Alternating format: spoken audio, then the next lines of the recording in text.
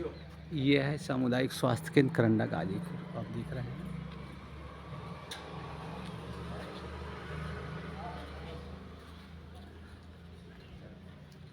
ये भवन बने हुए हैं और ये है बिल्डिंग।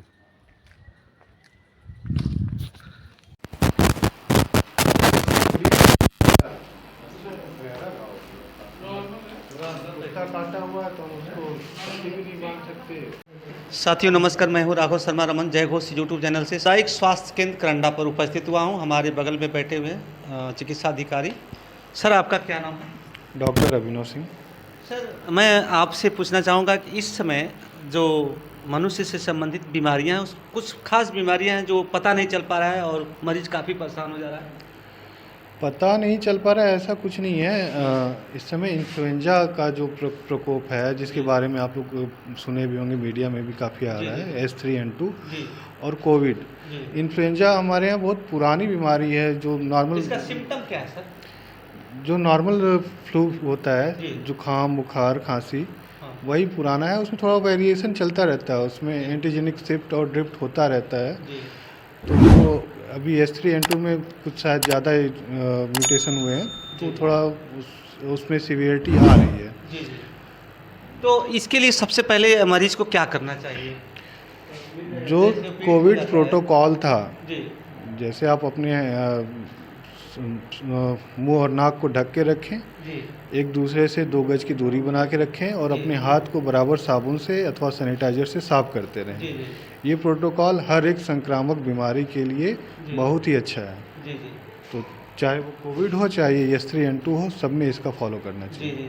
अभी सर सुन रहे हैं कोविड जो है या कोरोना के वायरस बहुत तेज़ी के साथ फैला, क्या सच है?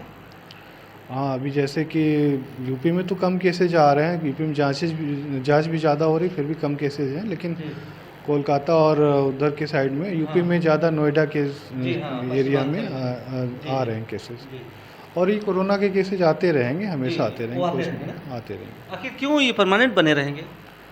अब जो एक वायरस सिस्टम में आ गया है, वो तो अच्छा प्रसारित होता ही रहेगा। आपको अपने उसके लिए अपने अंदर इम्यूनिटी डेवलप करनी पड़ेगी। जी। सरकार ने वैक्सीनेशन कराया है, जी जी इम्यूनिटी डेवलप हो रही है। दूसरा, पैसिव इम्यूनिटी जो एक दूसरे से संक्रमण से होता है, वो भी डेवलप हो रही है। जी जी।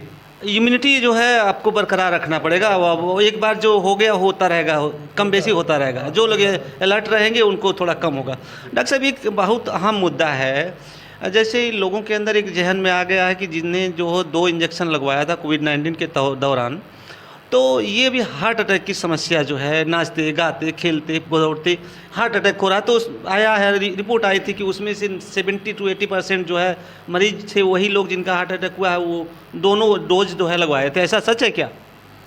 अब ये कहना तो बहुत ही, क्योंकि मीडिया में भी आया था मीडिया में आया है, जी मैंने भी सुना है। जी पर कोई भी वैक्सीन जब लॉन्च होती है, शुरू से ये वैक्सीन तो पहले दिन ही बन गई होगी, जी पर उसे लाने में इतना टाइम इसीलिए लगा कि उसमें बहुत ज़्यादा शोध चलता रहता है जी जी। कि इस वैक्सीन का कोई साइड इफ़ेक्ट तो नहीं है। हाँ जी। अगर साइड इफ़ेक्ट होता तो वैक्सीन पास नहीं होती हाँ है। हाँ।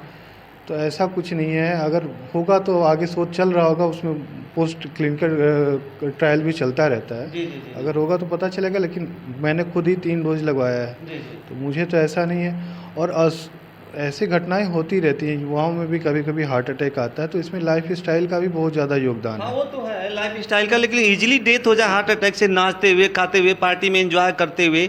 और ये भी महसूस किया गया कि जिसको 2 डोज लगे थे वे उनकी इम्यूनिटी ऑटोमेटिकली कम हो गई। ऐसा कुछ है क्या? इंजेक्शन जो है बहुत हाई पावर के थे या कुछ इस तरह से? नहीं, ऐसा कुछ नहीं है। आप ही सिर्फ इंडिया में नहीं, पूरे विश्व में और जी जी लगभग हर देश ने अपने नागरिकों के लिए वैक्सीन उपलब्ध कराई है। भारत जी ने और देशों में भी भेजा है, जी तो लगभग सबका टीकाकरण हुआ है। जी जी अब मरने वाले तो वही होंगे जिनका टीकाकरण, क्योंकि सबको टीका पहले से लगा है ना। जी हाँ तो अगर आप मान लीजिए किसी का एक्सीडेंट भी हो रहा है, आप उसको रिलेट करेंगे तो ये रिलेशन में आ जाएगा, उसका टीका लगा हुआ था, जी जी जी। क्योंकि टीकाकरण तो सबका हुआ हाँ था। हाँ हाँ।